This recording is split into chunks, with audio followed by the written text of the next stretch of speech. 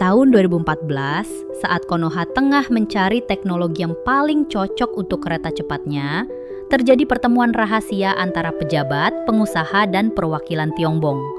Dalam proses perencanaan inilah, satu persatu kepentingan dan cuan diselipkan di tengah visi modernisasi. Mulailah didirikan konsorsium PSBK dan KCIT, sebuah payung bisnis yang tampak resmi dan transparan. Tapi di bawahnya, proses negosiasi dan pembagian jatah tengah terjadi di Konoha. Awalnya, kereta cepat Jakarta-Bandung dijanjikan selesai pada tahun 2019. Sebuah lompatan teknologi transportasi untuk rakyat Konoha. Proyek bernilai lebih dari 5,5 miliar dolar Amerika Serikat itu diberitakan akan memangkas waktu tempuh dari 3 jam menjadi 40 menit. Proyek kereta cepat melibatkan konsorsium dari BUMN Konoha dan Tiongdong. Perjanjian bisnis yang tampak mulus di atas kertas kemudian terbentur masalah di lapangan. Proyek yang dijanjikan selesai 2019 terus molor. Pembebasan lahan yang penuh masalah, relokasi utilitas, dan proses perizinan yang tak kunjung selesai menjadi akar keterlambatan. Akhirnya diturunkanlah tim appraisal pertama yang menilai semua aspek dan lahan. Namun hasil dari appraisal ini ditolak oleh warga karena nilainya setara harga pasaran.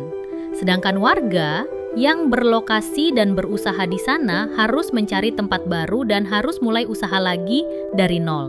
Ini jelas ditolak. Proses pembebasan tanah, awal warga diberikan nilai pasaran sesuai dengan PP nomor 2 tentang pembebasan lahan untuk kepentingan umum. Karenanya ada warga yang melakukan proses hukum, seperti dilakukan oleh seorang Pak Haji yang memiliki tanah di Jalan Haji Basyar. Namun ada pengurus paguyuban warga terdampak kereta cepat memilih jalan berunding. Mereka sering mengadakan rapat dengan warga dan mengambil beberapa tindakan hasil dari keputusan rapat itu. Salah satu pengurus rupanya seseorang yang sangat ahli dalam bernegosiasi. Pengurus ini mulai melakukan strategi agar tanah dan bangunan warga yang terdampak dapat memperoleh penggantian yang layak. Paguyuban ini semakin kuat setelah mendapatkan tambahan personil pengurus yang berasal dari paguyuban lainnya yang juga pintar bernegosiasi. Aksi demi aksi mereka lakukan antara lain mengundang wartawan, sehingga muncul dalam koran lokal Bekasi. Lalu diturunkanlah tim appraisal kedua yang memperbaiki itu semua. Nah, disinilah terjadi negosiasi yang alot dan kuat antara pengurus paguyuban dan tim kereta cepat. Waktu penyelesaian menjadi molor. Petugas BPN pun mulai menghitung ulang kembali.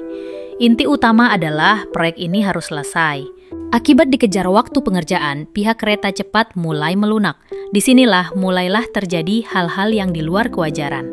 Antara lain, tanah dapur belakang terkena 2 meter bisa mendapatkan ganti untung sebesar 1,4 miliar.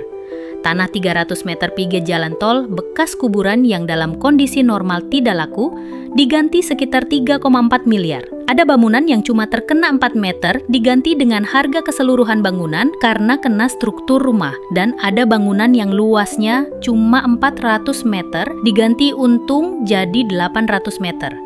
Tanaman liar ataupun tanaman yang dipelihara asal terletak di tanah yang terdampak juga dihitung. KPK tidak bisa memeriksa karena status usahanya adalah bisnis to bisnis. Tidak ada kerugian negara di situ. Semua senang, semua mendapatkan bagian.